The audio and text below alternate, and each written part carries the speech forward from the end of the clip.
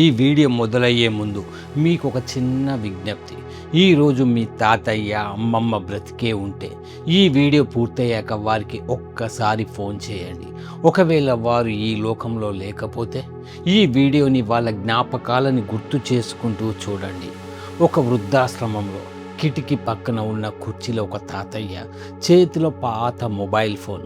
ప్రతి 2 నిమిషాలకు ఒకసారి స్క్రీన్ వెలిగింది, మళ్ళీ నిరాశగా ఆఫ్ చేస్తున్నాడు. ఎవరో ఒకరి ఫోన్ కోసం ఎప్పటి నుంచో ఎదురు చూస్తున్నాడు. ఆ రోజు కూడా ఉదయం నుంచి సాయంత్రం అయింది, కానీ ఫోన్ మాత్రం మోగలేదు. ఒక నిట్టూర్పు విడిచి ఈ రోజు కూడా ఎవరు గుర్తు చేసుకోలేదేమో అని మనసులో అనుకున్నాడు. అంతలోనే ట్రింగ్ ట్రింగ్ ఆ నిశ్శబ్దాన్ని చీల్చుకుంటూ మొబైల్ ఒక్కసారిగా మోగింది. వణుకుతున్న చేతులతో ఆయన ఫోన్ ఎత్తాడు. హలో అవతల నుంచి. తాతయ్య, నేను మీ సొంత మనవడిని కాదు, కానీ ఈ రోజు నుంచి మీ మనవడిలా మాట్లాడొచ్చా? ఆ ఒక్క మాట ఆ వృద్ధుడి గుండెను తాకింది. కొన్ని క్షణాల పాటు ఆయనకు మాటే రాలేదు, కళ్ళల్లో నీళ్లు తిరిగాయి. ఆ తర్వాత వణుకుతున్న గొంతుతో, ఎన్నో రోజుల తర్వాత ఎవరో నన్ను తాతయ్య అని పిలిచారు బాబు అంటూ చెప్తూనే ఆయన చెంపలపై ఆనంద బాష్పాలు జారిపోయాయి. ఇది సినిమా కాదు, ఇది కల్పిత కథ అంతకు కాదు. ప్రస్తుతం ప్రపంచవ్యాప్తంగా వేలాది మంది వృద్ధుల జీవితాల్లో నిజంగానే జరుగుతున్న ఒక అందమైన మానవత్వ ఉద్యమం. దాని పేరే అడాప్ట్ ఏ గ్రాండ్ పేరెంట్.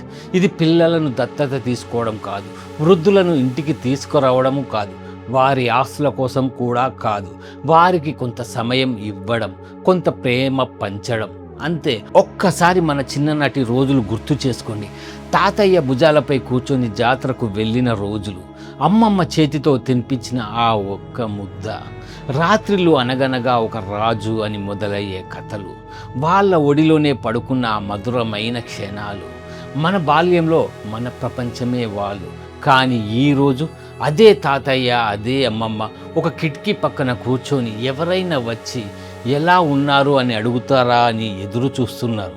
వాళ్ళకు కావాల్సింది డబ్బు కాదు, బంగారం కాదు, ఖరీదైన బహుమతులు కాదు, నన్ను గుర్తు పెట్టుకునే ఒక మనిషి ఉన్నాడు అనే భావన మాత్రమే. ఈరోజు ప్రపంచవ్యాప్తంగా ఎందరో యువత స్వచ్ఛంద సంస్థల ద్వారా వృద్ధాశ్రమాలకు వెళ్తున్నారు. వారంలో ఒక్కసారి ఫోన్ చేస్తున్నారు, వీడియో కాల్స్ చేస్తున్నారు, పుట్టినరోజులు జరుపుతున్నారు, కలిసి భోజనం చేస్తున్నారు, కొంతసేపు కబుర్లు చెబుతున్నారు. మనకు అది ఒక గంట సమయం మాత్రమే, కానీ ఆ వృద్ధులకి అది జీవితాంతం గుర్తుండిపోయే ఆనందం. ఒక్క చిన్న ఫోన్ కాల్ వారిలో మళ్ళీ బ్రతకాలనే ఆశను నింపుతుంది. ఒక్క చిరునవ్వు వారి ఒంటరితనాన్ని మర్చిపోయేలా చేస్తుంది. మనం తరచూ ఒక మాట అంటుంటాం, సోషల్ మీడియా మనుషులను దూరం చేసింది.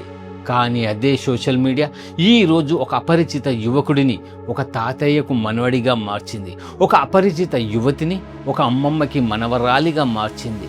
రక్త సంబంధం లేకపోయినా మనసు అనే బంధాన్ని కలిపింది. అదే టెక్నాలజీ దూరాన్ని కాదు, ప్రేమను పెంచింది. ఒక్కసారి మీ జీవితాన్ని ఆలోచించండి. ఈరోజు ఉద్యోగం కోసం పరిగెడుతున్నాం, డబ్బు కోసం పరిగెడుతున్నాం, పేరు కోసం పరిగెడుతున్నాం, కానీ మన కోసం జీవితాంతం పరిగెత్తిన వాళ్ళకి రోజుకి 10 నిమిషాలు కూడా కేటాయించలేకపోతున్నాం. ఒక్కసారి ఆలోచించండి. ఈరోజు మనం మన తల్లిదండ్రులని, మన తాతయ్య అమ్మమ్మలని నిర్లక్ష్యం చేస్తే, రేపు మన పిల్లలు కూడా మనతో అలాగే ప్రవర్తిస్తే మన హృదయం ఎంత బాధపడుతుంది. వృద్ధాప్యం ఒక శాపం కాదు, ప్రతి మనిషి జీవితంలో ఒకరోజు తప్పకుండా చేరుకునే గమ్యం. ఈరోజు వాళ్ళు, రేపు మనం. అందుకే వృద్ధులను గౌరవించడం అంటే మన భవిష్యత్తుని గౌరవించడం. ఈ వీడియో చూస్తున్న ప్రతి ఒక్కరికి నా నుంచి ఒక్క ఛాలెంజ్. ఈరోజు ఈ వీడియో పూర్తయ్యాక మీ తాతయ్య అమ్మమ్మ ఉంటే వారికి ఫోన్ చేయండి. ఎలా ఉన్నారు, భోజనం చేశారా అని అడగండి.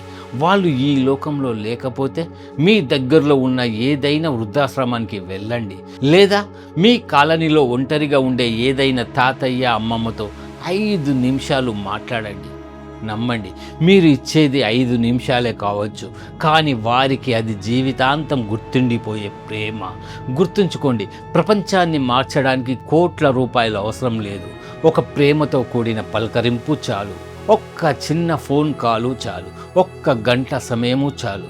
ఎందుకంటే మానవత్వం అనేది పెద్ద పెద్ద పనుల్లో ఉండదు, ఎవరో ఒకరి ఒంటరితనాన్ని కొద్దిసేపైనా పంచుకోవడంలో ఉంటుంది. మీ వల్ల ఈరోజు ఒక వృద్ధుడి ముఖంలో చిరునవ్వు పుడితే అది మీరు జీవితంలో చేసిన గొప్ప పని.